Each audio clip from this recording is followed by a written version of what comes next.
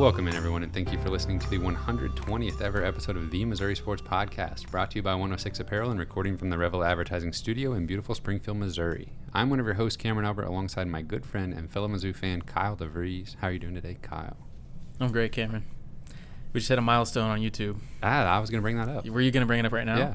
I beat you to it. Yeah. Great minds think alike. I would agree. Let's hear it. 100 subscribers. Oh, yeah. On YouTube. Thank you very much for supporting us on YouTube. If you are a audio only, we still love you. You can be audio only and still just go ahead and subscribe. If you want to support us on YouTube, go right ahead. We appreciate it. We'll be at 200 before you know it. We'll be at 2,000 before we know it. Before we know it. I'm putting it out there into the world. All right, speak it into existence. Yeah. Yeah, if you want to double dip and listen to us and then watch us, if you want to just watch it with the volume turned down so we get watch time, it's all appreciated. Not expected, but appreciated. So, yeah, shout out to all the YouTube viewers. Kyle, you want to... I hope the timestamps were helpful. I don't know. We didn't get any feedback either way. I got to say, if I'm watching YouTube videos, I love timestamps. Yeah. I skip around in videos and stuff, so... I feel like most people do, so hopefully that helps. Even on the audio version. Kyle, we got a lot to talk about as per usual around here. Missouri lost to Georgia, but then we had signing day. We got Mississippi State coming up to close out the season, and of course, monumental basketball victory over Illinois, and even more basketball after that. But we'll start with the Georgia game. Just get it out of the way. Let's get out of the way. Missouri didn't look good. They looked good for like 7 minutes of actual gameplay, and the rest was not good. And all 7 of those minutes were like together. Yes. And then 7 consecutive minutes where it was like, wow, we've got something here. Yeah, and not like 7 minutes of game time, like 7 minutes of like actual real life time. Real life time. Georgia won 49-14. There's really nothing. We'll really have to dwell on that 7 minute stretch, but there's not a whole lot to talk about with this one. Right off the bat, Connor Bazelak throws an interception. Not really his fault. Kind of just a weird play where if he makes a little bit worse throw, the ball just sails out of bounds.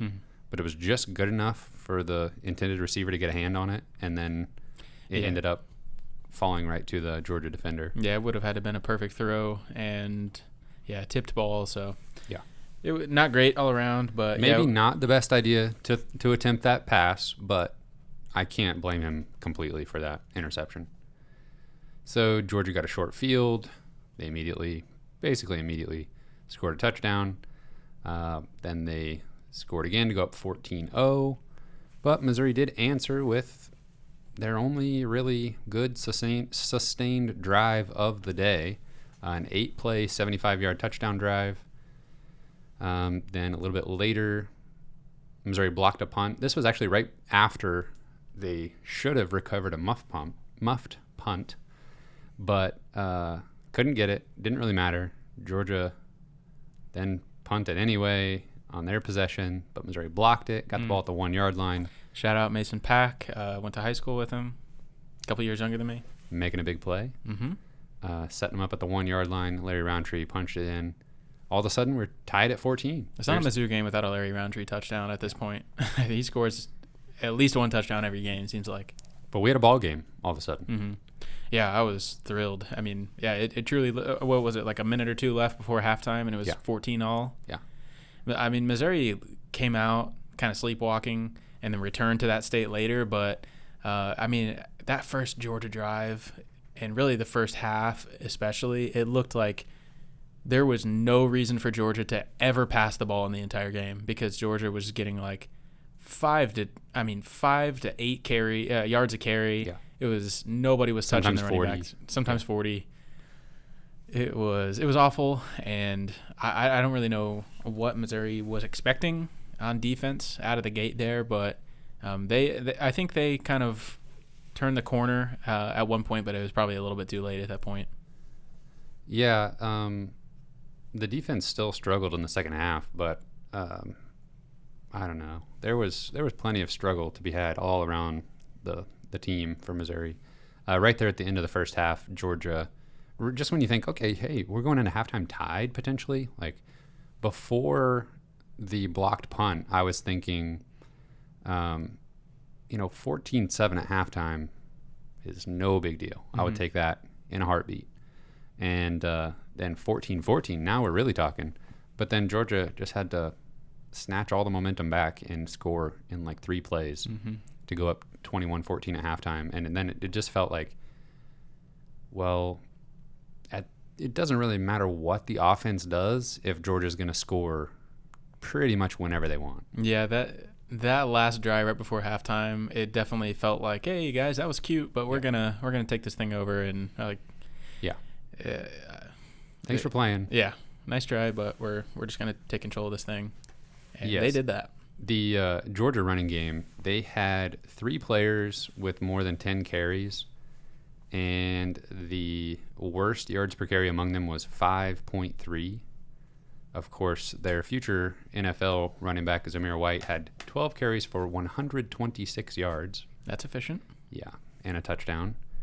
I'm seeing long runs of 43 yards, 47 yards, 18, 16 amongst 4 different running backs for Georgia. There wasn't a whole lot to talk about in the first half. There is nothing to talk about in the second half. No. Missouri had the ball 6 times. They punted 5 times, and then the 6th one was the end of the game, and they pulled starters. By my count, I think they had 2 first downs on offense in the second half. Yeah, it was truly awful, and even like Nick Bolton was nowhere to be found really in this game. It just, I don't know. The story of this team, I feel like this year has just been like kind of fighting against all odds. Like whenever it seems like nobody's giving them a chance, they come back and pull off a win or come back in a game, or just even a season-long thing. They just have been better than anyone thought they were going to be.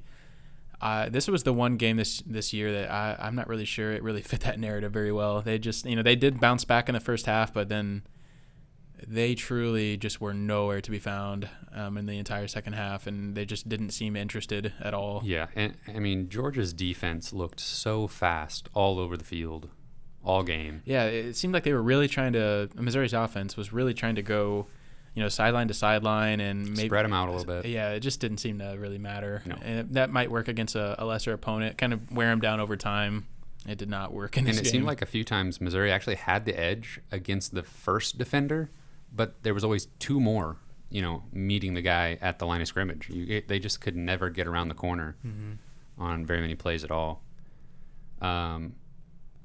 George Pickens, Georgia wide receiver, kind of kept up the trend of wide receivers just catching everything against Missouri, even with tight and good coverage. Obviously, he caught when he was open and the coverage wasn't so good, he caught everything as well. But we saw that like from the Alabama game on, just seemed like good wide receivers are good. Yeah, and the SEC has 5 or 6 guys I think that are easily NFL type receivers. Well, I mean, what is it? Devonta Smith, is that his name? Yeah. I mean, he's literally a Heisman candidate. Yeah, he's potentially a favorite in some. Has a wide receiver ever won the Heisman? I don't think they have. I don't think a wide receiver's ever won the Heisman. I think maybe who was the Desmond Howard? He played. Is that the Michigan guy? Yeah, I think he played both sides to some extent, but maybe he was a defensive back more than a wide receiver. 3 wide receivers have won the Heisman. Oh, wow! And Most recently, 91. Wow, Desmond Howard. There we go. Yeah, that was a great job. Thanks. Anyways, yeah, I mean, Pickens was great. JT Daniels was good. I mean, Georgia's just really well-rounded, and they haven't been very impressive at all times this year. They've seemed vulnerable. Yeah. They have gone through offensive struggles, but it seems like they are really figuring it out at the right time. And, if they really took the 4 best teams in the country right now, Georgia might be in there. Yeah, I think so. With what they've figured out with Daniels at quarterback, that and the fact that they don't need him to do a whole lot, and Yeah. he just, it works. Mhm. I do want to mention, during that stretch where Missouri looked like they had something going on, they were getting after him. Yeah. They were rushing the quarterback quite well for a stretch there. Yeah, they were blitzing really hard. They Yeah. were sending everybody for a little while there, and that really did kind of seem to throw them for a loop. And Missouri was playing. They were down some guys that, with Adam Sparks opting out and Jarvis Ware injured. We're really pretty thin at cornerback, and Ennis Rakestraw has. I don't know if he's missed many snaps this year. He's played every game, all game long. And Ishmael Burdine has got in there quite a bit. He played a lot of snaps in this game, but it's probably not ideal. Yeah. But that's what you got to do in a season like this. Speaking of the pass rush, Trajan Jeffcoat got a sack, and he now is tied for the lead in the SEC on the season with 6 sacks. And Martez Manuel got another one. He's been in the backfield making plays pretty much all season. I would have to honestly say Martez Manuel is probably the most pleasant surprise of this whole season as far as an individual player goes. I mean, he's like all SEC type player this year, and I'm not even sure I knew he was going to be a starter before the season started. So, well, I think the same thing could be said for Jeffcoat. I mean, not being a factor at all, obviously, and then just kind of doing his job really well. I don't even know how much of an offseason he really had with Missouri. I can't remember at what point he rejoined the team, but he has a chance to be really good next year if with a full offseason with the team. Yeah. I'm trying to think if there's anything else worth talking about in this game. It was a struggle. Yeah. And, man, when they were, I think both of those huge runs came in the second half. One of them, I don't think, what's his name? I don't think White was even touched on his long one. No, he wasn't. Like 50 yards. And, man, Georgia's got a lot of good players. I think you're exactly right, though, that if you're looking at top 4 or 5 teams in the country right now, based on how they're playing, I'd love to see Florida and Georgia play again. Yeah. Like this weekend. I don't know who would win, to be honest. Well, there was a little bit of talk about Georgia and Texas A&M playing. Oh, really? Because Georgia was looking for an opponent. I think Georgia would win that game. I really do. Yeah, I do too. We've thought Texas A&M was fraudulent all season. A little bit. Not as fraudulent as Mississippi State was. You like that segue? I love it. After they beat LSU to open the season. LSU, speaking of fraudulent, LSU was ranked 6th in the country week 1. And Mississippi State, after beating them in week 2, was ranked 16th. Wow. And now Mississippi State. Hey, LSU's about to come full circle. They just beat Florida. They're going to end up at 6 by the end of the season. 6. I'm just kidding. I'm kidding. Maybe like 46. Yeah. Could they sneak into the top 25? It's very possible. We'll see. That's a big brand right there. Yeah. Which I think I don't know if I said this on the podcast or privately. I had a theory that Missouri getting that number 25 next to their name, while I do think it was deserved, I wonder how much that had to do with ESPN and SEC Network wanting to be able to say they had a top 25 matchup at 11 o'clock in the morning. I thought that myself. I don't think we even talked about it, but Yeah. I can 100% agree. Yeah, that may have been a ratings thing. That may have been. Yeah. I don't know. ESPN's got a lot of control in the whole, in just how college football plays out over the course of the season. They basically are the college football playoff, and they're going to arrange things accordingly to benefit themselves. So. Yeah, I don't even know that's much of a conspiracy theory. Right. That's just that probably happened. That's pretty transparent. Yep. Back to Mississippi State, though. First year with Mike Leach. We've talked about them a lot this year. We really have. Unfortunately, I should know more about the team than I do based on how much we've talked about them. But they're 2-7. They beat, obviously, LSU to start the season. Then they lost their next 4 games to Arkansas, Kentucky, Texas A&M, and Alabama. They came back with a win against Vanderbilt, but then they have lost their last 3 to Georgia, Ole Miss, and Auburn. So a little bit of an up and down year, mostly down for Mike Leach, and it's what you expect. out of a Mike Leach coach team. They throw the ball a bazillion times. Mm-hmm. They actually had a quarterback change. So I don't remember the guy's name that started the season. I think it's like TJ Costello. Mm-hmm. Sounds right. He started the season at quarterback, broke the SEC single game passing record, like 600 passing yards against LSU. LSU's secondary is terrible. And he's no longer the starting quarterback. He played, I think, 3.5 games and was benched. And they've got a new guy under center. And his name is Will. They call him Will the Turnpike Rogers. And he's averaging 50 attempts per game over the past 5 games, including 61 against Ole Miss. Well, hey, when you're losing every game, you got to throw a lot, right? That's definitely just a Mike Leach thing. They would do that even if they were winning every game. Yeah. He's playing much better than Costello did. He's completing 71% of his passes. Only 7 touchdowns to 6 interceptions, but it's looking pretty good. Completion percentage wise. I don't know if any team except a Mike Leach team wants to throw that much, and it doesn't even make sense to me when I look at the stats. Their leading rusher on the season has 127 rushing yards. Larry Roundtree has had that many in 2 separate single games. Yeah. That I mean, it's like literally mind blowing. That why wouldn't you try and establish something on the ground? Because it's just so obvious what you're going to do every single play. You'd think that creating such a one-dimensional attack would be so easy to prepare for, and even if you have an excellent quarterback and wide receiver room, you would still think you'd want to get something on the ground just to create some kind of misdirection or something. Yeah. And especially when you're throwing the ball this much and only averaging 17 points per game. Yeah. Watching they're going to come out and run for 300 yards against Missouri. I can confidently say that's not going to happen. I don't know. Maybe this is like a little bit irrational on my part, but I've kind of just been a Mike Leach doubter. I didn't, there was a lot of talk about, his name was thrown out quite a bit whenever Missouri was looking for a coach. I really didn't.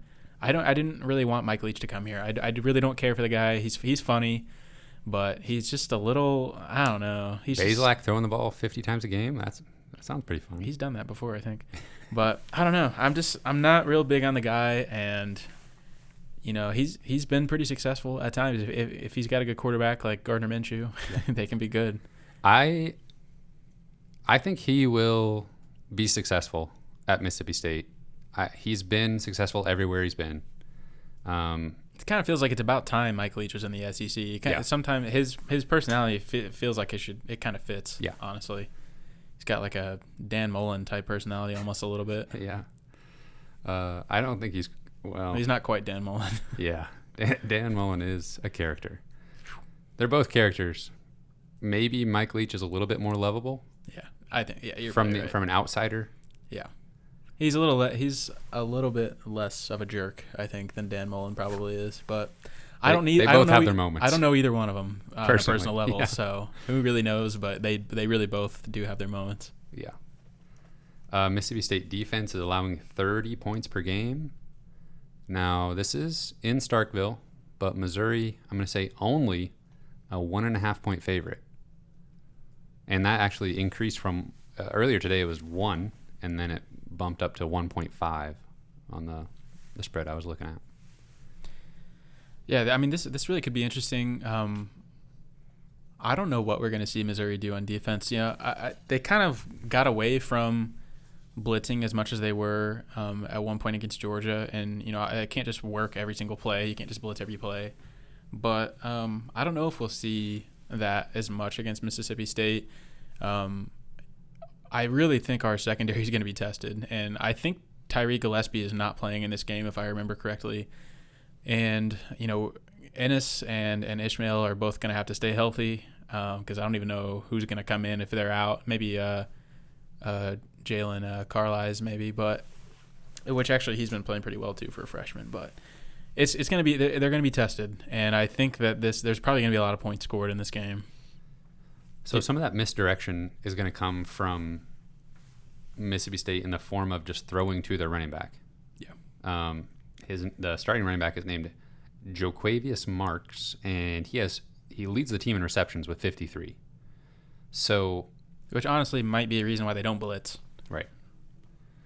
So very I think often. that's going to be just an intriguing matchup to see where he is on the field in any given play. I mean, if you want to find one guy to keep an eye on, watch where he is, and see who is lined up against him on the defensive side, because I don't know.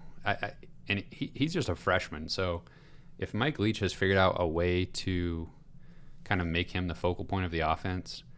That being said, they spread the ball around plenty. I mean, they've got 8 guys with at least 20 receptions on the season, and Marks has the most with 53. So it's not like you can just shut down one guy and they won't find another place to go with the ball. Mm. You know what the over-under is for this game? Mm-mm. I don't either. I'm sure we can find out. Yeah, I'm just worried. I don't want this to be a shootout. Over-under's 49.5. See, actually seems low to me. Yeah. I mean, you can't get over the fact. I can't get over the fact that Mississippi State's only scoring 17 points per game on the season. Yeah. That's not very good. People figured them out. Yeah. So, but I don't know what changes. I don't know. I mean, I don't know how this offense looks any different and is incredibly more successful outside of just eventually getting an elite quarterback. Or, if Rodgers can develop, he's still just a freshman. So I think this team's young, and that's part of why I think Mike Leach will be successful, is because he is having some success on offense with these really young players that he can develop. Is this the game plan, after this year, though? I mean, has this been Mike Leach everywhere he's been, is truly just passing 50-plus times a game? Yeah. Yeah. And every stop, he has taken literal, basement-dwelling teams and turned them into 10-plus win teams in not a whole lot of time. I mean, he did it at Texas A&M, was there for a long time, and then he did it at Washington State. Literally won 10 games with Washington State after they were just a doormat in the Pac-12. Mm-hmm. How are you feeling about this game? Oh, I think Missouri absolutely should win. Seeing Georgia put up 50 points against them the week after Arkansas put up 50 points against them, it worries me. But honestly, the Arkansas game worries me much more than the Georgia game. Georgia has incredible athletes all over the field. Arkansas, not as much. Mississippi State, potentially even less so than Arkansas. Really, what I want to say is Missouri 35-24.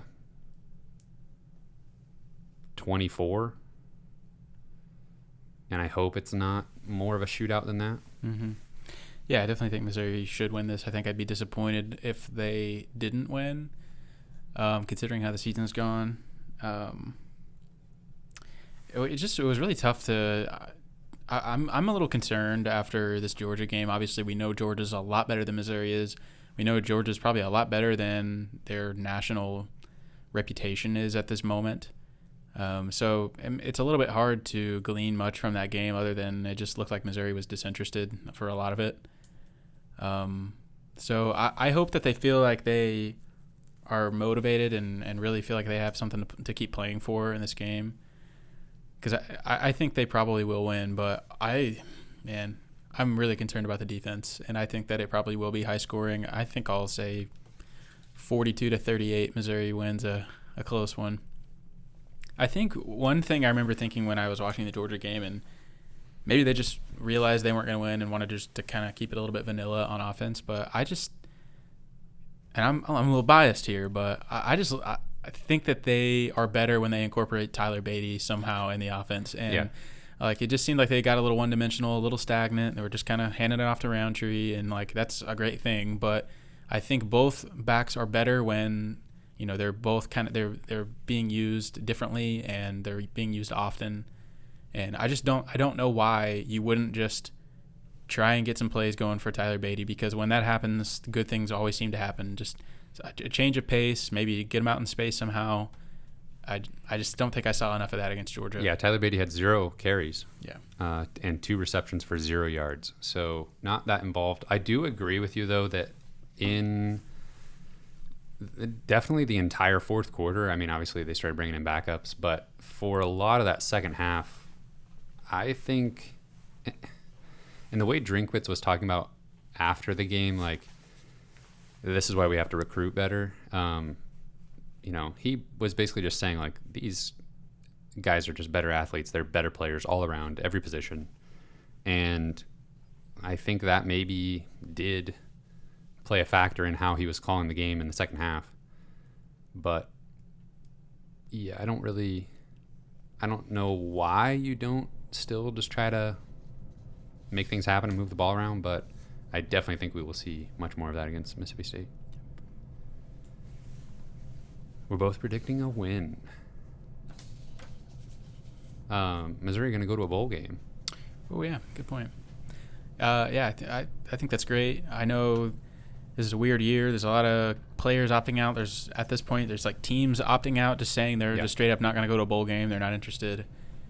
And everybody's eligible. I don't really know Nebraska. why you wouldn't. I'm not behind the scenes at these places, so I don't know what's going on. But well, for a first-year head coach, like, to be more successful than most people thought in your first season, capping it off with a bowl game, especially a win in a bowl game, that's already kind of like greasing the wheels towards an extension and that sort of thing. That's probably true. There's all kinds of incentives for Missouri to want to play and for coach to want to play. But, I mean, if Missouri takes care of business against Mississippi State, I mean, we're looking at a pretty decent bowl game. And, we should be able to play a pretty decent opponent. And that's exciting. And hopefully getting to play somebody that maybe we don't get to play very often or prove that. I saw projections to play, according to ESPN, to play Iowa, who we have played in a bowl game not too terribly long ago. That was a heartbreaker of a game, too. And Colorado was another projection I saw. That'd be interesting. Former Big 12. I think earlier in the year, and I don't know who this prediction was from, but I saw a prediction against Wisconsin, which I think we would beat Wisconsin if we played them right now. I don't think Wisconsin's very good, to be honest, and they seem to have a lot of offensive struggles. So, I think there's some pretty big brand names out there that I think Missouri could beat right now, and would love to see them play against certain teams like that in a bowl game. So, I don't know why you wouldn't play a bowl game. You think Nick Bolton plays in a bowl game? I'd say yes. I wouldn't be surprised whatsoever if he didn't. But he seems like the kind of guy that wants to play, and I think he would. I'll say he wouldn't, and I wouldn't blame him even 1%. Me either. Okay. Ready to talk about signing day. Biggest day of the year for college football. What happens on signing day can make or break a team's next couple seasons. And one awful recruiting class can doom a coach's career at a school and can set you back 5 seasons.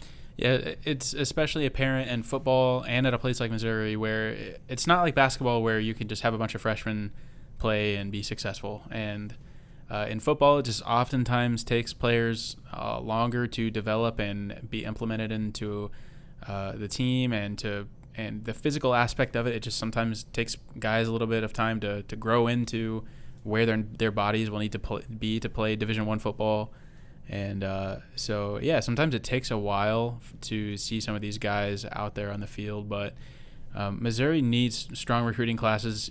They need experienced older players to have those 2013 type seasons where they have a bunch of experienced seniors on the field at one time, and a lot of times we will need that to compete for an SEC East championship. And right now we are, I don't know, that we've kind of had some suspect recruiting classes that are the backbone of our program right now.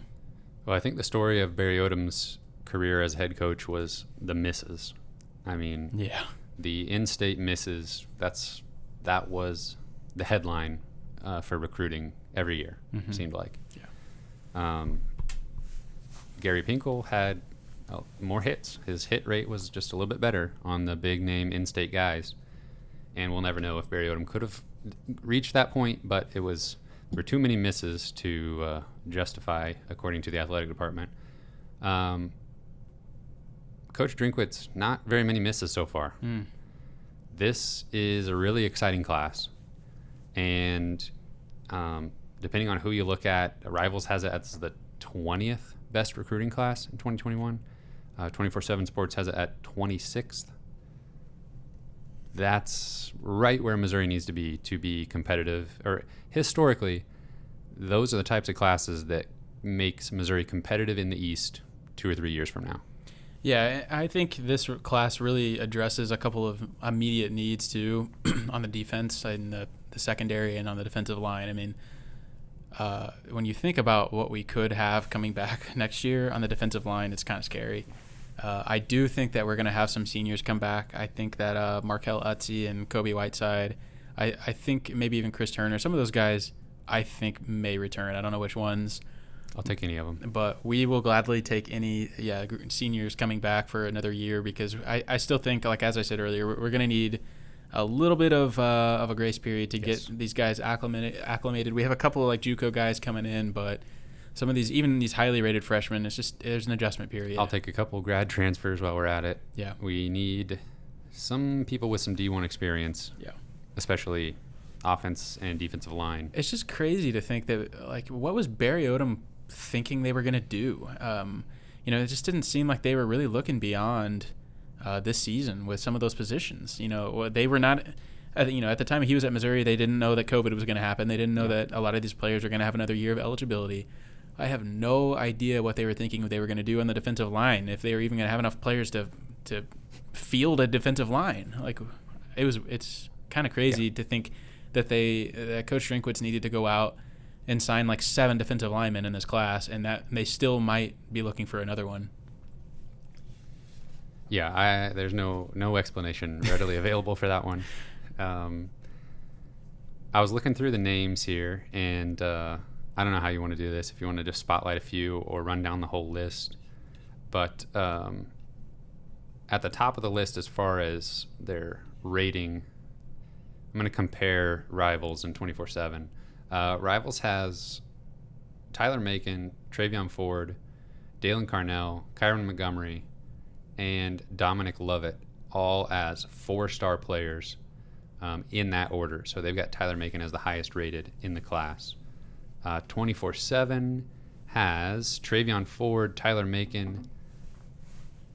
Actually has Travion Ford as the only 4-star player, and obviously then the highest rated of the class.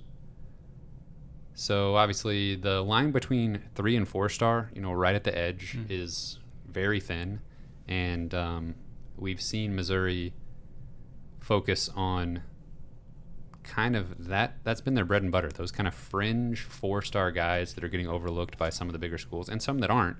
But a lot less of that this year. It seems like we've actually competed for some guys that were hot out there on the market. But I think there was one or a couple of recruits in particular that really stood out as far as a discrepancy among the recruiting services in this class. Like, I think Connor Tollison was maybe the one I'm thinking of, where he was like a 4-star on one of them and like a low 3-star on Rivals or something. Yeah, Connor Tollison in the bottom third of the class, according to Rivals. He's like number 16 in the state or something overall. Right, but according to 24/7, 5th in the state and number 4 in the class from Missouri. Yeah, that's really odd.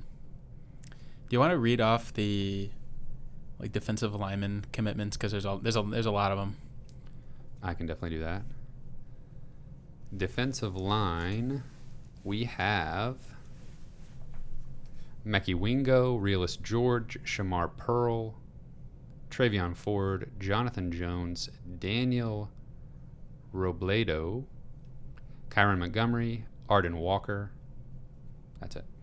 I think, and Shamar Pearl has not signed yet, but hopefully that'll happen soon. But I think that this is probably the position group I'm most excited about, just because of the need for these guys to come in and produce. And I love the kind of combination of some, JUCO guys, some they're basically either a JUCO guy or a highly rated freshman, and that's pretty exciting. And some of these guys have just a massive opportunity to start as a freshman, which does not happen very often. So depending on who comes back, I think Travion Ford and probably Kyron Montgomery both, are freshmen that will have a lot of playing time for sure, especially. We've talked a lot about Travion Ford just because he's, one of the bigger name recruits that Missouri's had in a while. One thing that I thought was interesting when I was kind of reading through some of the interviews and stuff that he was giving right after signing day or on signing day, he said that the coaching staff had been talking to him about playing a similar role as Trajan Jeffcoat has been playing this season, sort of like a stand-up edge rusher. And that sounds so good. Yeah, that sounds nice. How about the signing day commitment that we got yesterday from Arden Walker? Oh, yeah. That was a crazy one. I mean, that's a guy that, we've kind of been following for a long time and just never really could get a read on him. And, he's from Colorado, so obviously Colorado seemed to have a pretty good shot with him. They were one of his final three. And, I mean, anytime you got guys out on the West Coast, it's just not really like a recruiting area you think about Missouri hitting very hard very often. So it just never really felt like this guy was coming to Missouri. But I saw Mekhi Wingo really recruiting this guy hard on Twitter, and Twitter's so great how it's public like that. I mean, I can't believe this website's free. I always think of that whenever I'm seeing these recruits talking to each other and stuff. It's just really entertaining. But I think Mekhi Wingo deserves a lot of credit for Mr. Walker coming to Mizzou. But yeah, that was exciting. We had no idea where he was going, as of yesterday morning or as of signing day morning. Was he the story of? Was he the one that Coach Drakewitz wasn't able to get a hold of him on the phone because he fell asleep? Yeah. And then that was a funny story. If you haven't heard, Drink thought that he was not coming to Missouri potentially because he was supposed to call him Tuesday night and gave him a ring and he didn't answer, and defensive coaches had to be like, no, we feel good about him, I think we'll be okay. But Drinkwitz said he was pretty pessimistic, and then he found out that Walker's mom failed to wake him up because he had fallen asleep after a tough workout from basketball season, and he ended up coming to Missouri anyway. Yeah, that's a funny story. I like hearing about that kind of stuff, but we'll take everybody we can get on the D-line at this point. And I would still expect that they may hit the transfer market for potentially somebody in the secondary, and maybe another defensive lineman. I would, depending on, again, who we're able to get back again for a second senior year, I would probably like to see an offensive lineman transfer of some kind, maybe two, just to keep bolstering the offensive line. The position group that obviously the defensive line class with that many names, and that was kind of an easy that's easy one. The go-to. But I want to kind of spotlight the defensive backs. Obviously another area of need, although we haven't seen it this season or last season. We've had excellent defensive secondary play, I think, compared to what we thought we might be seeing a couple of years ago when we looked at who was on the roster and how it was shaping out. But we can see this trend, of these kind of taller defensive backs, and I love it. I mean, when you're talking about the SEC with the size of the receivers that are, NFL caliber, you need some length out there to go along with the speed in order to match up with them. And I want to specifically mention Zaquan Reeves out of Florida, 6'3", defensive back. And obviously we had previously talked about Davion Sistrunk, another guy out of Florida, 6'2". Both, I think, pretty raw. They're going to be coached up quite a bit, but that's what we expect in football every year. Dalen Carnell, one of the higher ranked players in this class. And then I want to give a little shout out to maybe like a diamond in the rough, kid from St. Louis, Tyler Hibbler. I think potentially watch out for him, not anytime soon, but I think he can develop into a safety that can just make plays all over the field. Yeah, in his high school, in his high school film, he was doing everything. He played offense, defense, special teams, like barely got him off the field at all. Mm-hmm. Yeah, I love that as well. And honestly, Sistrunk might be one of the better pure athletes in the whole class. He's just apparently an incredible basketball player and hasn't really been playing football for all that long. Yeah, I think only 2 years is what I saw. Yeah, so he may not, be one of those guys that comes in and it contributes right away or anything. But I think Dalen Carnell is kind of the opposite, and a guy that could come in and maybe get some playing time early on. So all kinds of players in the defensive back and in that room, and I kind of like that they take a chance on some maybe a little bit higher risk players, but incredibly high ceiling potentially, and that's exciting. So if you had to pick a position group here that just based on this class or kind of how Missouri's roster sits that is cause for concern, and even though we're happy with the players that we got in that position, there's just going to need some more bodies or something's got to give in order to feel comfortable there. Yeah, it's tough to know what they're going to do with all the defensive linemen, but I'm not really sure we have very many like linebacker commits in this class, and obviously we're going to lose Nick Bolton. I don't know that I'm really concerned about any class, or any position, but that and probably wide receiver are probably the two that come to mind. Yeah, I mean, when you look at the completed class, getting Dominic Lovett to flip from Arizona State, like that's the only wide receiver that I think Missouri was even in on at this point. I mean, there was maybe a backup option that they didn't end up pulling the trigger on, but I don't want to live in a world where Lovett doesn't flip. I agree. And it really makes you wonder if Coach Drink knows something that we don't about the current roster. Maybe I hope he does. Maybe a Hazelton, maybe a Chisholm, maybe both. I'll take it. Coming back for another senior year.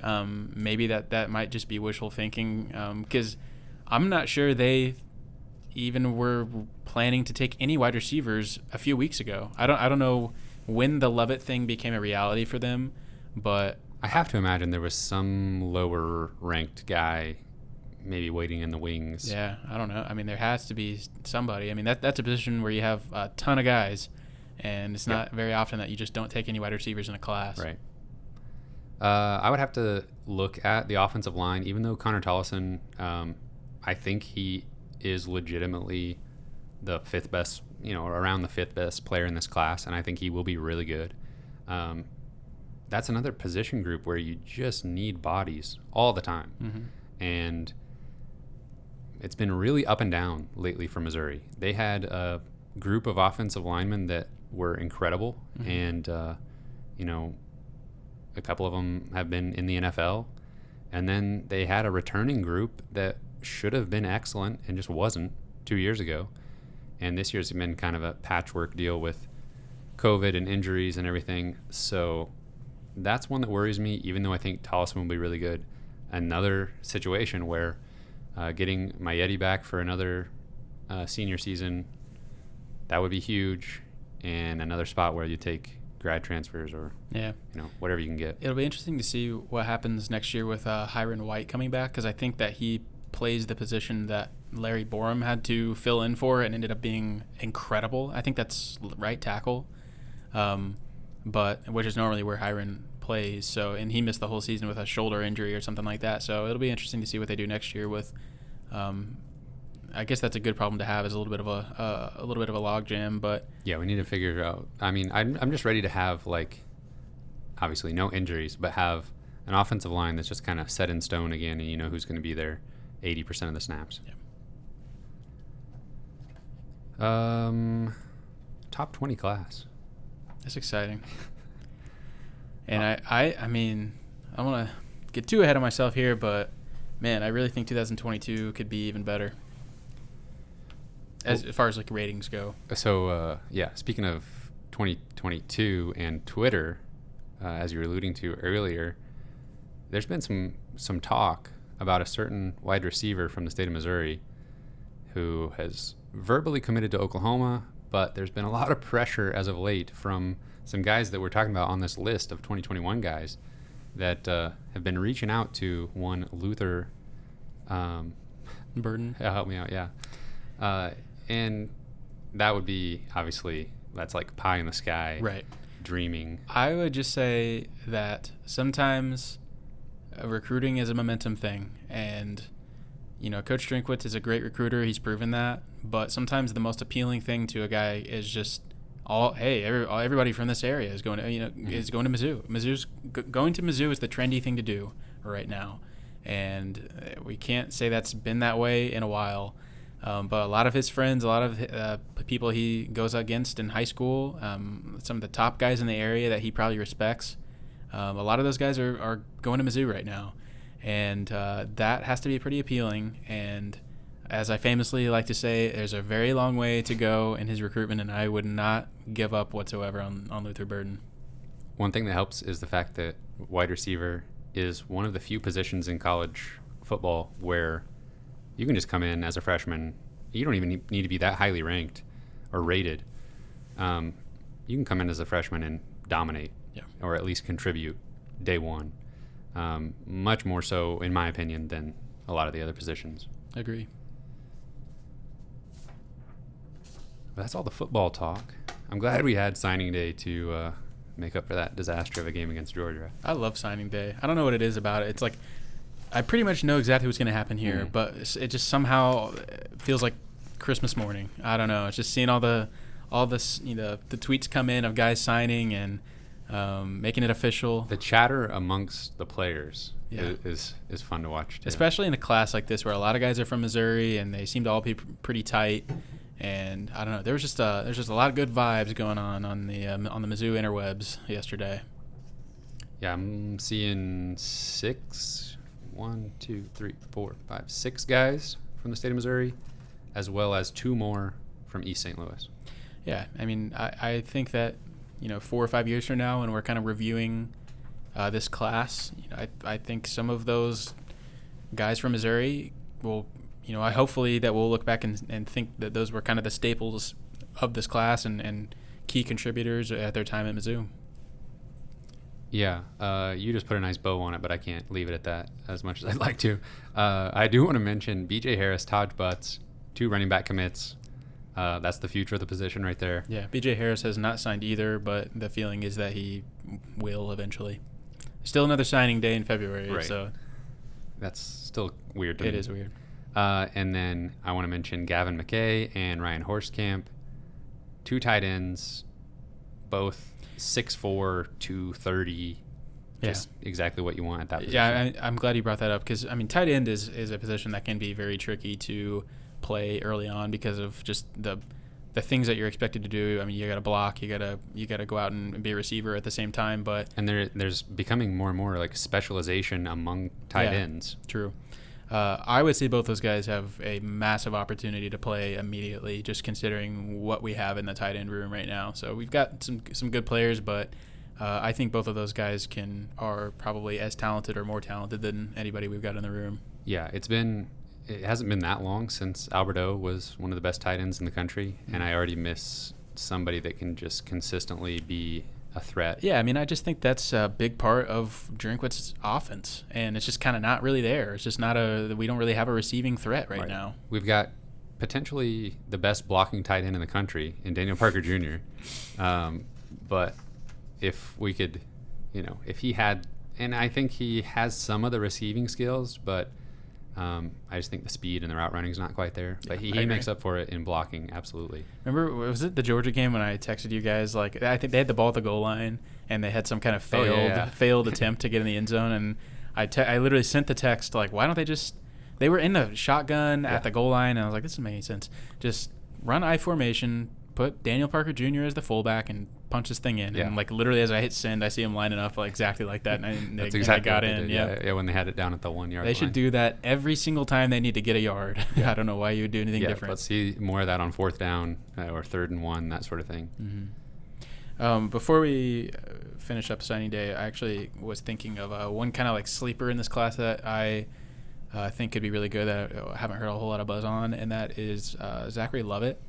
And he's going to probably play linebacker, defensive end, but I love his film. I think he's... You love it? There you go. 2 Lovets. Wow. In this class. Crazy. I do love it, and because he is really athletic. He's super fast. He's a very sure tackler. I think he's kind of a guy that gets a little bit buried in this class just as far as recognition goes, because he's an out-of-state guy, and there's just a lot of defensive linemen in the class, but I think he's got a shot to be really good. Mark that one down.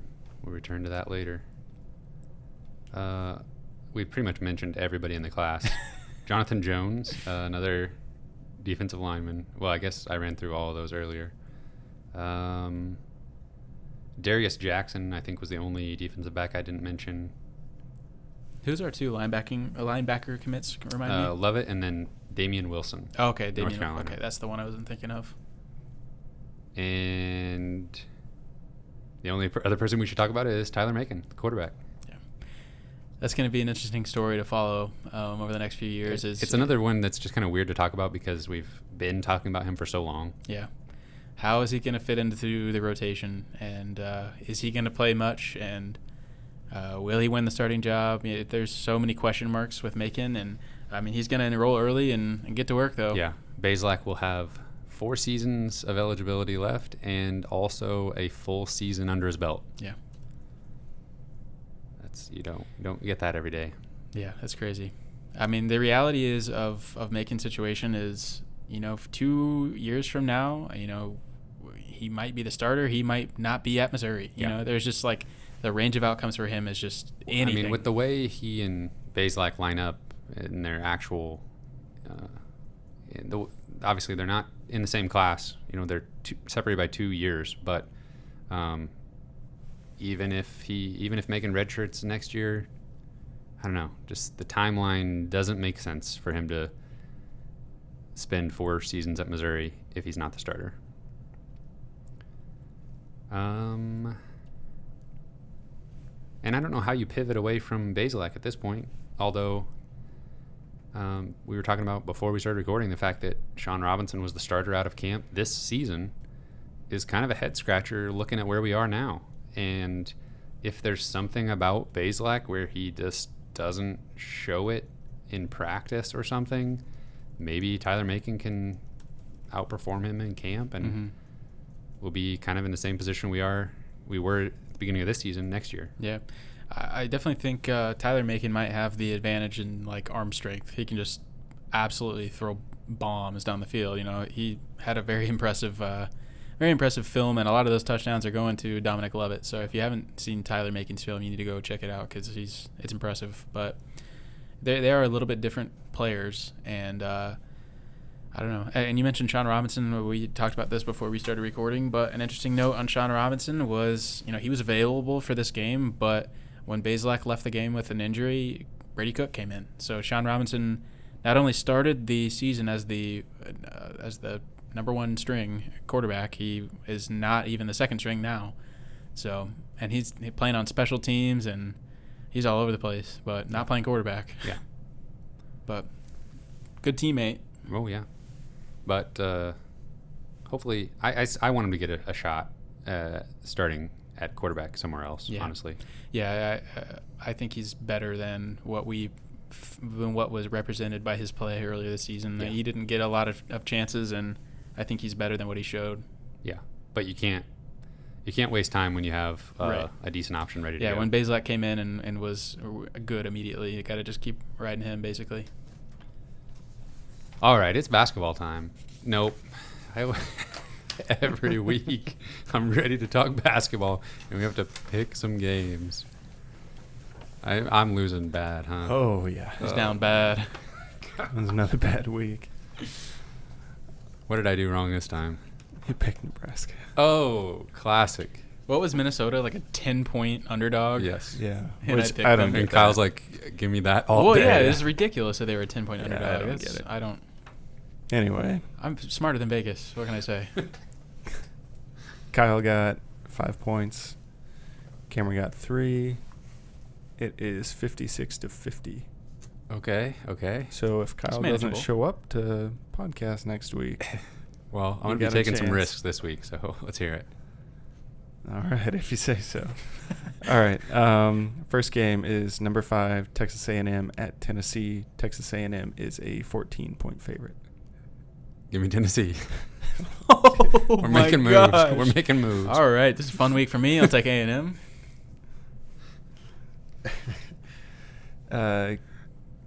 A&M's fraud. That upset of all things. Okay. Yeah, All we're right. starting off hot. I don't know what else I have. Ole so- Miss at LSU. Ole Miss is a 2.5-point favorite. LSU all day. Ole Miss is favored, really? Wow. They're good. You should pick them. I need those points. I'm sorry, swings. I got to take LSU. That's just too easy. The SEC championship game. Number 1, Alabama against number 7, Florida. Florida dropping one spot in the Oh, that's College absurd. playoff rankings. It's ridiculous. Alabama is a 17.5-point favorite. I They're mean- playing in New Orleans. I mean, I was going to say, I think Alabama wins by 3 or 4 touchdowns, to be honest. Mm. Yeah. Dang. I got to pick Alabama. If Florida would have handled their business against LSU, I would have maybe picked them. I'd like to see this year's Alabama play last year's LSU. That'd be a really good game. Yeah, I would.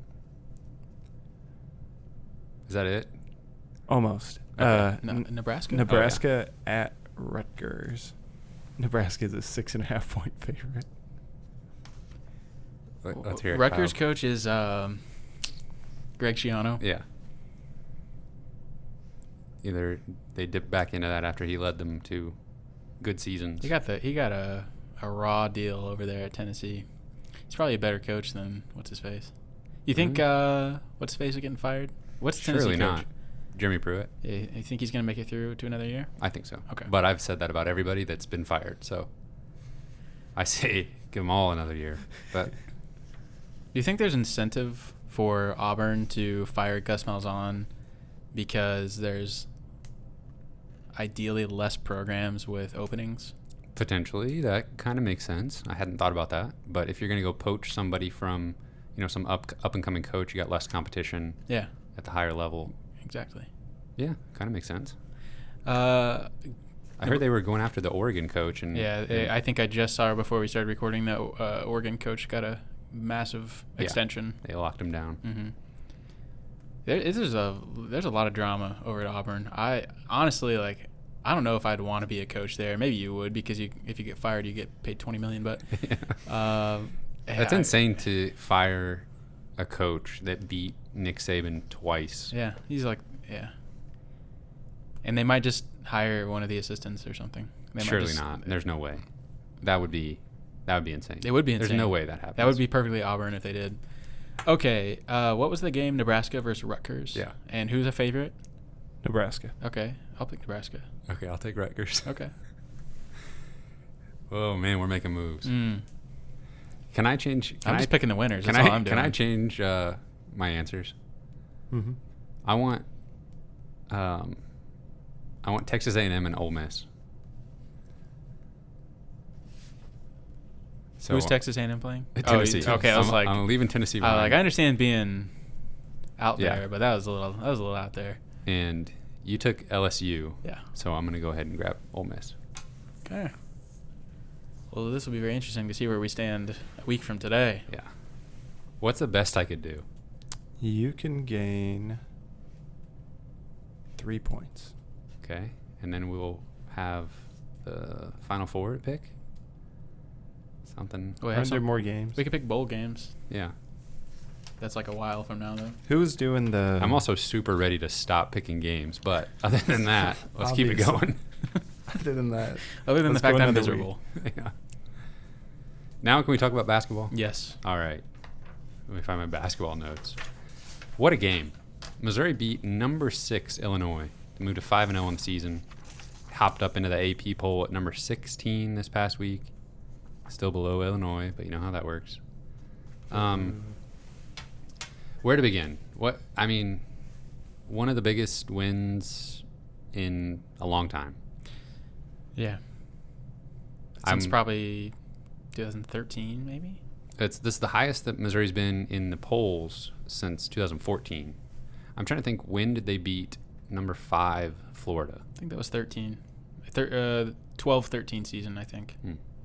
Wow. That was a long time ago. Frank Haith, yeah. Yeah. There were some bad seasons in between then and now. Memory's a little foggy. Yeah. Some of those dark years. Yeah, a lot of stuff we wanted to forget, but I don't think we're going to want to forget this season. Yeah. Let's just get it out of the way at the beginning. The referees in this game, the officiating was horrendous. Oh my gosh. And any Illinois fans listening, or if you're listening, you have Illinois fan friends, the call against Kofi Coburn, the flagrant 1 call, if that was reversed, I would be furious. I would be furious. Now, at the call, what it resulted in the game, I don't think was the game-changing call that some Illinois fans are making it out to be. But there's no way I would have agreed with that call if it were the other way around. Yeah, it was a terrible call. But honestly, one thing I haven't really seen anybody mention is just that probably a heads-up play by Mitch Smith, because he just knew this is how the game's being called. These refs cannot resist calling a flagrant one. He likes taking those offensive fouls anyway. He's just been huge and getting those offensive fouls, or I don't, just kind of those non-scoring type plays that don't really show up in the box score. Just doing things to help Mizzou win, and it was a huge play in the game. And if they don't get the call there, Kofi Coburn just easily scores a bucket. And they counted the points. Yeah, and they just move on with the game. Yeah. Missouri gets the ball, and maybe they score, maybe they don't. But you were just, giving Missouri 2 free throws and the ball. Mm-hmm. So I was happy to have it happen in the moment, but man, that was just kind of weak for the sure. cherry on top of just an abysmally officiated game. The refs couldn't decide what was an offensive foul and what wasn't all game long. So many offensive fouls, and just in the game in general. You don't get me going on this, but there's just way too many offensive fouls in the game right now, and it's unwatchable at times, and it's awful. Yeah, it's insane. The 2 calls late in the game, both for and against Missouri, with Drew Smith and Dosunmu, it makes no sense. Yeah. Drew Smith arguably in better position when it was called a block than he was when it was called a charge. If anything, it's identical. You have to call those the same way, and they didn't. Mm-hmm. And there was... both teams were in the double bonus, in both halves. Yes. Well before the end of the half. Tillman and Mark Smith both fouled out. Illinois finished the game with 5 guys, 6 players with 4 fouls. So it would have been chaos if this game went to overtime. First of all, I would have died. I was praying and no overtime. I would have had a heart attack and died if that happened. But who knows? I think actually Missouri comes out better in that situation, because there's a decent chance 3 players foul out for Illinois in 2 minutes of overtime. It's true, but Illinois had all the momentum. Absolutely. At the end of the game, and I just wanted it to end. Yeah. Missouri had the momentum for 3 quarters of this game. They looked awesome, forcing turnovers, scoring at the rim, getting to the free throw line, just exactly what we expect from Missouri to win a game, except maybe hitting threes, but after last season, we're used to them not scoring from deep. Honestly, at this point, I think where Missouri's been so much better is they've realized, okay, we're just not going to be that great at the 3. And we don't need to shoot 33s in a game like we did sometimes last year. And really the difference maker in this season so far, comparatively to last season, is just shooting at a higher percentage from 2. Yeah. They're still shooting poorly from 3, but they're winning. And they're being a lot. Last year they shot poorly in both. They're playing with more tempo. They're taking advantage of transition buckets, and they're scoring from a higher efficiency from 2-point range, and that's making a massive difference. Yeah, they shot 63% from 2. Yeah, And Illinois, they're one of the best teams in the country at doing exactly that. And they shot 62%. Mm-hmm. So they were right there with them. I mean, the shooting numbers in this game for both teams were identical except free throw shooting. Missouri shot 26 of 31. That's 84%. Yeah. That'll just by itself win you most games. And by comparison, Illinois, 17 of 28. So they got to the line plenty, but they really struggled down the stretch only too, shot 60% when it mattered. Yeah. And some huge free throws from Jeremiah Tillman in particular. Didn't have a huge impact on this game. I think defensively, you needed his body out there, for all the 18 minutes he was able to give against Kofi Coburn. But 2 huge free throws to help kind of extend Missouri's lead before Illinois had a huge run. It's hard to say. I mean, obviously I was enjoying the game because Missouri was winning like every little 2-minute stretch for the vast majority of the game. Mm-hmm. But it just wasn't that fun to watch because so choppy. Yeah, the way it was being officiated and the fact that neither team could really score, could really make 3-pointers. Yeah. Was just kind of just so many free throws. I've only watched the game once, obviously, and that was when it was live. Do you have any idea how Missouri was able to slow down Kofi Coburn so much? I mean, he's just a monster of a player. Yeah. And he just didn't really do much in this game. He was kind of inconsequential. I mean, I think that he did. I think if I'm an Illinois fan, I'm happy with his performance. Absolutely. I mean, he was one of the few things that I think was actually working for Illinois, especially down the stretch. Like when Illinois figured out what they needed to do to come back in this game, it was Dosunmu and Carbello getting to the rim, and they would either make a basket, dump it off to Kofi, or miss and he would rebound it. And most of the time, the only way they were missing at the rim is if Missouri brought an extra defender over, and usually it was the guy that was guarding Kofi, and so he would be wide open to get the offensive rebound put back. So I guess he still did scored 19 points. Yeah, I mean, you just don't really, I don't know, you don't, it's not that flashy. I mean, just the way he plays of just, obviously the dunks are big, but he just kind of cleans things up and finishes when he needs to. So I definitely don't think he was the problem. I think Missouri has shown last year and so far this year that they can defend the 3-point line like at an elite level, and that helps. I mean,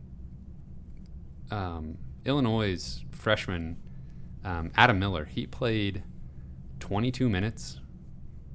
He was in foul trouble, but also he was 0 for 3 from 3, and that's his specialty. He's a lights out shooter. Yeah, and he's shooting like over 50%. Yeah, and a pretty decent volume.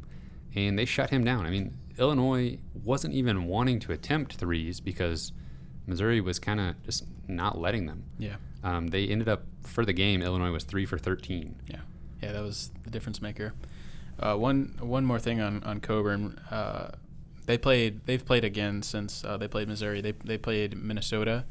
Coburn had 33 points and 13 rebounds. So that definitely shows you what kind of damage he can do in a single game. And in this game against Missouri, Ayo Dosunmu had 36 points, and Brad Underwood in the post-game presser was like, we can't win like that. Instead of like praising him for his incredible performance, which it was incredible, he was not really happy that they didn't play team ball as well as they probably could have. I saw some of that from Illinois fans on Twitter as well, and I don't know. That was getting you back into this game. I mean, when you look at it like that. Yeah, I would argue that with the way this game was being officiated, you needed to just tell your guards, get to the rim and get to the ball first and then get to the rim. Yeah. And then let Kofi clean it up, or, like exactly what they were doing during that stretch. Missouri couldn't stop it. Right.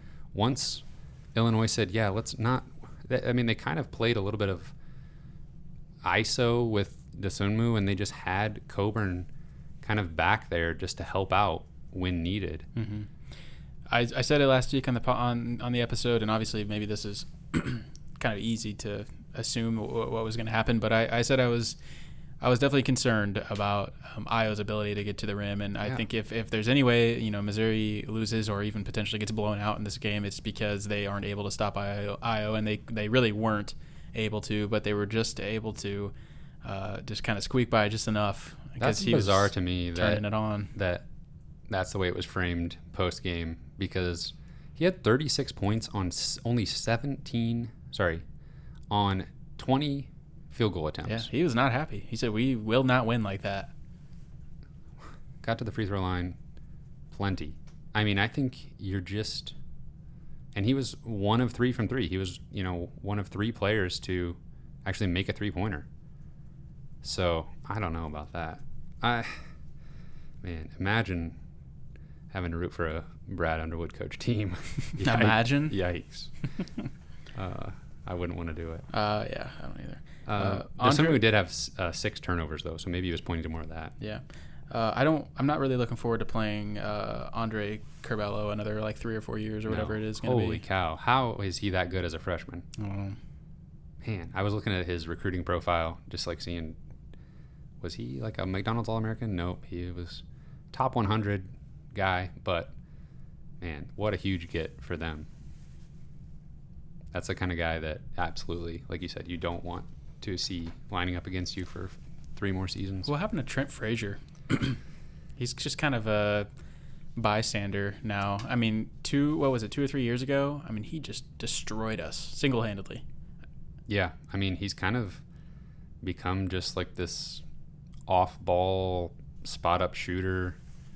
Yeah, I mean, this season, shooting 48% from 3, 30% from 2. Just didn't seem like he really shot much in this game. On the season, he's shot a little over twice as many 3s as 2s. Not really getting to the free throw line. I don't know. Well, that's kind of what he did whenever the last time they beat us. Pretty sure Frazier, he just went crazy with the 3 ball. I guess that's what he does. Right. He had one big 3 when he kind of sparked that run that Illinois went on late. And I was terrified me late too. in this game. I'm trying to think of a few of the key plays there towards the end. Missouri was making their free throws. That was one huge part of it. That's probably the thing they do the best out of anything. And that honestly is something that gives me a lot of confidence in their ability to close out games, is just knowing they have guys that will go up and hit free throws late. Why can they hit free throws so well, but they can't just step back another 4 feet and make a 3-pointer? Yeah, it's all when the NCAA moved that line back, and Missouri really threw him for a loop. Yeah, Missouri specifically could not handle it. I still think we'll see Mark Smith have much better games the rest of the season than this one. I mean, Mark Smith has played terribly in every Braggin Rights game. Yeah, and he's the anti-Javon Pickett. Javon Pickett, thank God for Pickett. If he could play Illinois every single game, he would be all SEC.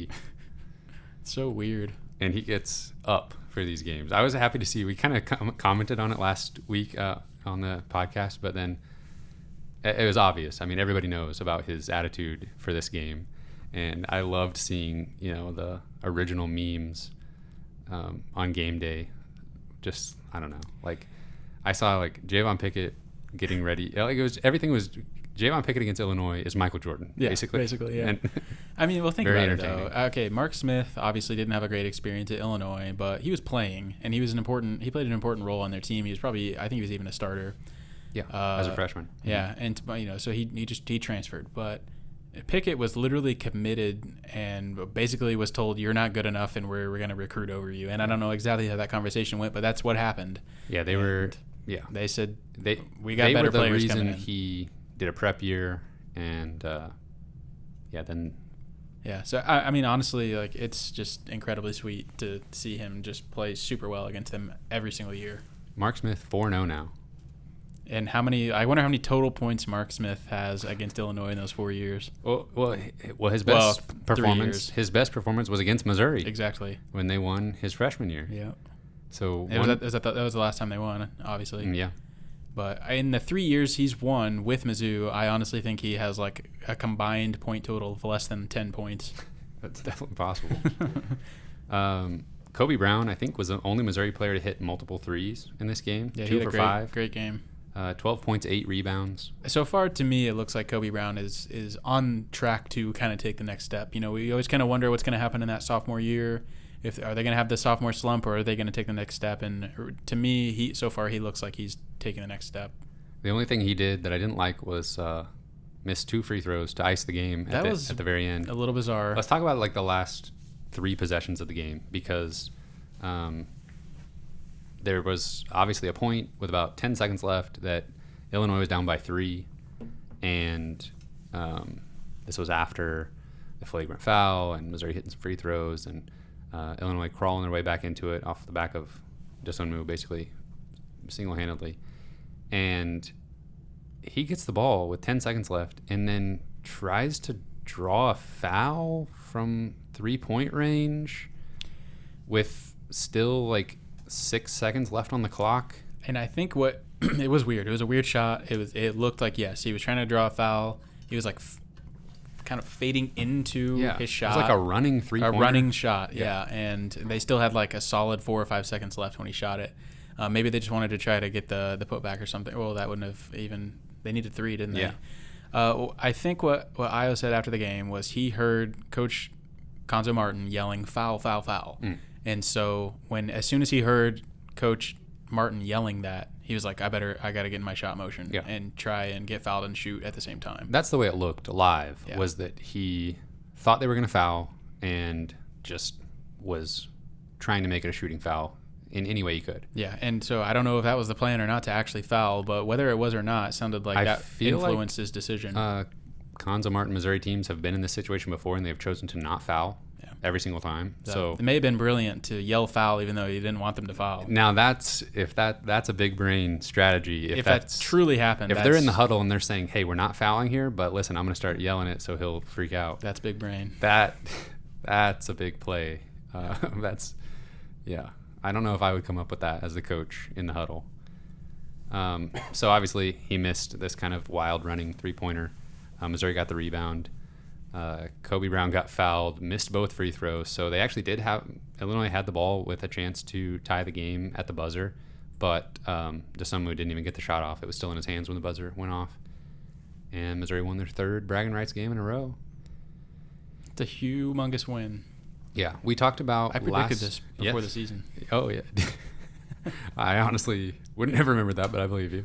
You mean when we went through the whole schedule? Yeah. Okay, yeah, I'm with you. I definitely did not predict this. I also predicted a win against Tennessee, and we might we'll get there.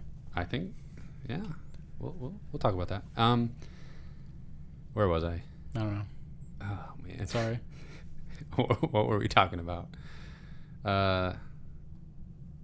Big win. Big win. Well, only jumped up to 38 in KenPom. Yeah. I think that's obviously just because of the holdovers from last year's numbers. Yeah, there's still a lot of preseason rankings factoring in. I think we're looking at about probably 2 or 3 weeks. Those will all be flushed out of the analytics system, and we'll be looking at only this season. And I think we'll see Missouri creep up in the ratings a little bit more. At this point, like I think that it's like a double buy or bust in the SEC tournament. You really want to be in that top 4 because you get a double buy in the tournament, and that's just so huge to know that certain players or certain teams will play 2 games before you even have to play or step onto the court in consecutive days. Is huge. Yeah, they'll be playing their 3rd game in 3 days. And I remember that was a thing in Conzo Martin's first season. That was something we were watching really closely. Was like, we got to get to that top 4 line, and they weren't able to do it. But I wholeheartedly think Missouri is capable and probably at this point should get to that top 4 line.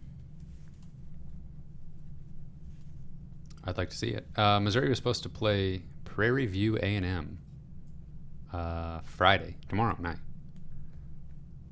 Tonight, if you're listening to this tomorrow morning, Friday morning, which you probably will be. Prairie View A&M, that was going to be maybe sort of a little bit of a relaxing tune-up game. That's how you lose. Well, I'm just kidding. Yeah, honestly. I mean, we're literally 1 year removed from losing to a team that bad, yeah. Yes. Worse, even. I guess, yeah, I mean, I just interrupted you probably before you even said the game's going to be It's canceled. It's canceled. Cancel culture. Cancel came culture. For the game. It's over. Yep, they got it. Another victim. But I guess, it would have been nice to see Missouri just beat somebody by 30 points. But I guess I guess it's good that we know Missouri will not lose to Prairie View A&M. Yeah, there's in college basketball, at least the way my weird brain likes to look at things, seeing a team get to 20 wins on the season is just kind of something when you're looking back through the what's it called? The record. Their record at the end of the season. Oh, here he goes with the record.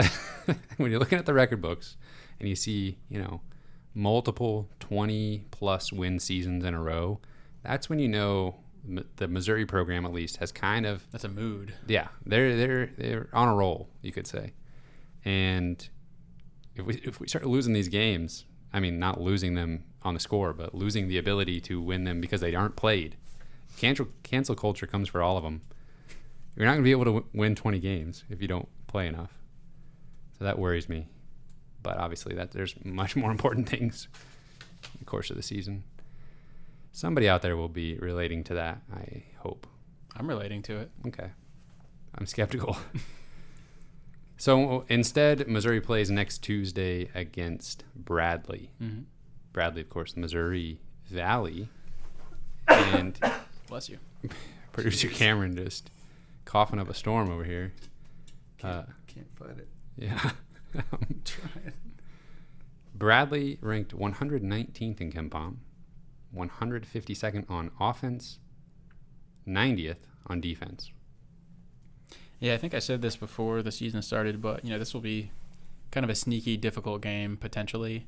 I feel better about this game now than I did when we predicted it before the season. I think Bradley has been a little less impressive than I thought they might be, and Missouri's obviously been much better than I think we probably thought they were going to be. But sometimes those random midweek games against a team that's going to play as hard as they can and put pressure on defense, you just never know what it's going to look like. And Missouri had kind of one of those games against Liberty where it was just like a little too close for comfort, even though they were probably the better team by far. That'll be the case against Bradley, but I think Bradley can, they can get hot from three, so you just never know. Yeah, I do think that, we're looking at kind of another slower paced team, not quite to the level of Liberty, but still slower paced. I think the metrics that we typically look at when we preview a team for Missouri under Conzo Martin is teams that force turnovers, which Bradley does not do, teams that crash the offensive glass, which Bradley does not do. That's one thing we didn't really mention in the Illinois game was just Missouri dominated the rebounding margin against one of the best rebounding teams in the Big Ten. So Bradley, not a big rebounding team. I think Missouri will not have a problem there. Also, Bradley gives up a high percentage of three-pointers. So I thought we were due for not really a get-right game because you don't need a get-right game after you're undefeated and coming off a huge top 10 victory, but just I thought Missouri would be able to flex their muscles a little bit and maybe Tillman could provide more offensively. Mark Smith get a shot back going as we head into conference play against Prairie View A&M. Maybe there's still a chance for that against Bradley, but obviously this is not a cupcake pushover, expect to win by 15 type of game that when you're playing against a 300 level team. Yeah, it definitely has the potential to be kind of an ugly, low-scoring game. I agree with you, though. I'd like to see Mark Smith rebound and hit a few three-pointers, and hopefully Missouri can win this by 15 or 20 and just kind of leave no doubt. Yeah, as of right now, KenPom has it as an 11-point Missouri victory. Obviously that seems about right. They've got all the computers creating that number, but I don't know. I think I could see Missouri winning this one by 15 if they can get hot shooting. I think they'll kind of be able to push the pace a little bit and play their game and get Bradley kind of out of sorts on defense. So I look for Missouri to push the pace and score. I think they can get into the 80s again for the fourth time this season. Yeah, I'll predict a 17-point victory with Xavier Pinson going for 20+. Yeah, he's kind of Good. He's been scoring. He's kind of good at basketball. He's been scoring okay, but not the most efficient offense. I think he's just always going to have issues with turnovers. That's just something we're going to have to always deal with. And, you know, the thing that's different to me about this season so far is even though he's turning the ball over, you just got to keep riding him. And like, he just has to stay in the game. And he's still playing like 30, 35 minutes a game no matter what happens out there. And I'm not sure that happened so much in the past. So that's definitely been a good thing for Pinson. He's just we're gonna have to live with that. I think he's just gonna turn the ball over at a higher rate than most players, even against Bradley, who doesn't force turnovers. Obviously, we'll preview this game next week, but just peeking ahead at Tennessee, I think they might be actually better than we predicted preseason. They might. It's possible that Tennessee runs away with the SEC this season. It's like the game of the season almost, potentially, right off the bat. It seems like we play Tennessee like one of the first two conference games every season. Yeah.